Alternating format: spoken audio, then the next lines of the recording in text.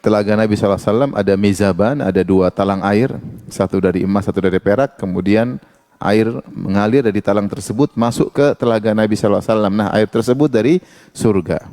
Itu dari sungai Al-Kautsar. Sungai Al-Kautsar.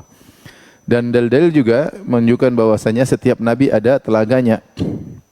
Kata Nabi SAW, inna likulli nabiyyin hawdhan wa innahum yatabahawna ayyuhum aktsaru waridan wa arju an akuna aktsara tabi'an atau aktsara taba'an. Kata Nabi tabi'an, kata Nabi sallallahu alaihi wasallam, setiap nabi ada telaganya dan mereka berbangga-bangga jumlah mereka yang banyak, paling banyak datang ke telaga tersebut. Wa arju an akuna aktsarahum tabi'an, dan aku berharap akulah yang paling banyak pendatangnya yang datang ke mana? Ke telaga tersebut. Dan disebut dalam sebagian hadis ada telaga sebagian nabi yang datang cuma sekelompok orang.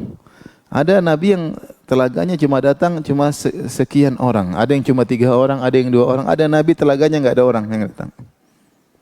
Ada nabi yang telaganya enggak ada orang yang datang.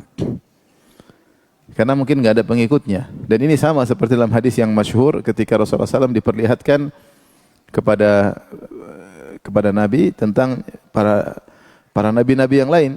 Kata Rasulullah SAW, aku melihat ada nabi yang pengikutnya banyak, yaitu ternyata pengikut Nabi Musa. Nabi Musa pengikutnya banyak. Fa idza sawadun azim, aku lihat jumlah yang sangat banyak.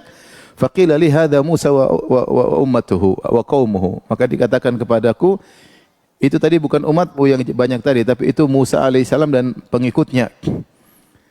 Kemudian ada nabiyya ma'ahu rahtu, ada nabi yang pengikutnya cuma 3 sampai 9 orang. Itu sekelompok orang, sedikit. Wa nabiyya ma'ahu rajulan wa rajulani. Ada nabi yang pengikutnya cuma 2, ada nabi yang pengikutnya cuma 1. Wa nabiyya wa laisa ma'ahu ahad, dan ada nabi tidak ada pengikutnya sama sekali. Kemungkinan nabi inilah yang tadi telaganya kosong. Yang tidak ada pengikutnya ini yang telaganya tidak ada orang. Dan ini sering saya sampaikan dalil bahwasanya kebenaran tidak diukur dengan jumlah yang terbanyak. Bisa jadi kebenaran pengikutnya banyak, bisa jadi kebenaran pengikutnya sedikit. Karena di zaman Nabi tertentu ada yang cuma 9 orang, di zaman Nabi tertentu ada yang cuma pengikutnya 2 orang, ada yang cuma 1 orang, dan ada yang tidak punya pengikut sama sekali. Di zaman Nabi Isa alaihissalam cuma murid 12, dikejar-kejar oleh Romawi dan Yahudi yang hasad kepada Nabi Isa alaihissalam.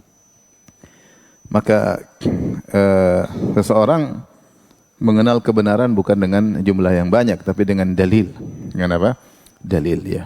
Bukan berarti juga kalau jumlahnya sedikit pasti benar. Banyak orang juga yang sesat, pengikutnya apa? Sedikit. Ya. Tapi kebenaran dikenali dengan dalil, bukan dengan jumlah pengikut, ya.